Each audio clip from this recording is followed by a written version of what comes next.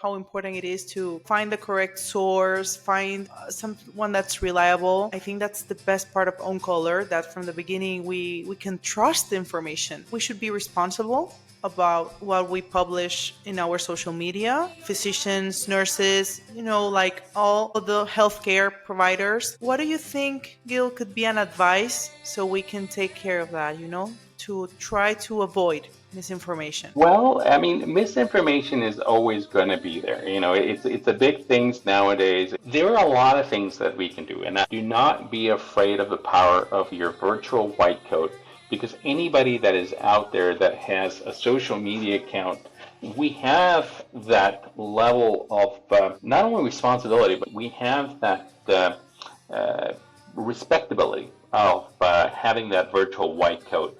But with that comes great responsibility, because that means that people are listening, and it's almost like your duty to go ahead and make sure that you are talking or that you are fighting this misinformation. Like right now I was telling you about the intellectual property of oncologists. That's another thing. There's a lot of accounts out there putting out erroneous information, and that's the beauty about misinformation, is that 99.9% of these accounts have something to gain from having this misinformation. So quite often it's very important to teach our colleagues how to fight this misinformation, because these accounts that spread it, they have a very clear playbook on how to actually attack, how they come. You don't engage, but you continue to say the right thing. Well, this is completely wrong.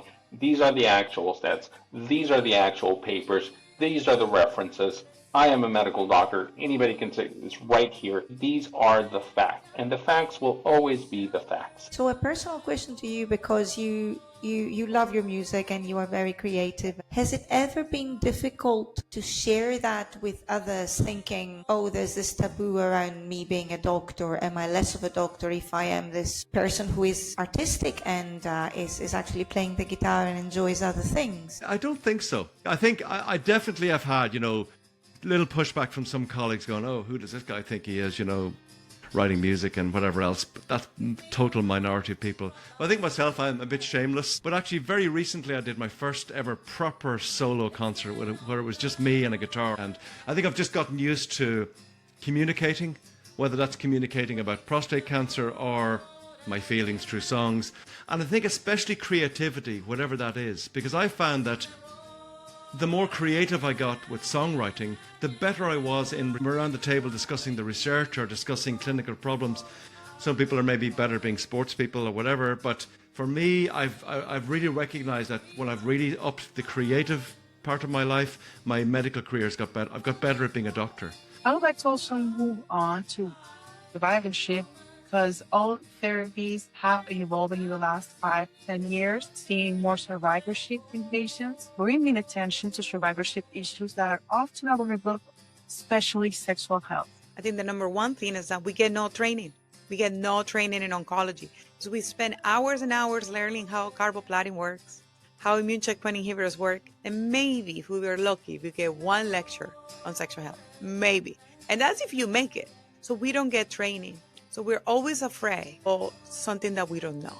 And we don't know sexual health. I think certain subspecialties in oncology are more comfortable. But so what happens with the rest of patients? Because it doesn't involve a reproductive organ or a genital organ, then there's no sexual health. So number one is the lack of training. And number two, it has to do with the stigma, particularly with women's sexuality. So we are so behind in science, understanding women's sexual health, that leads to this gap in this whole stigma or myths about women's sexual health. And then you put lung cancer on top of that, which is a disease that has her own stigma. It just leads to a bad combination.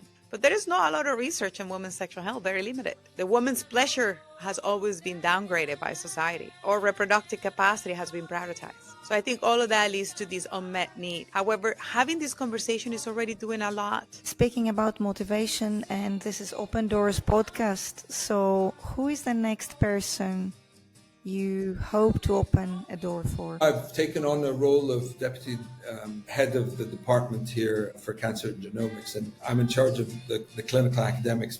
And I can tell you there's a whole load of people that I'm hoping to open a door for, or at least help them. I go back to identify your passion, your true passion. Listen to your inner voice when you're doing that. Seek mentorship, seek collaboration, and don't give up. Just, we all go through adversity. We all go through rejection. So identify what you like doing and do it.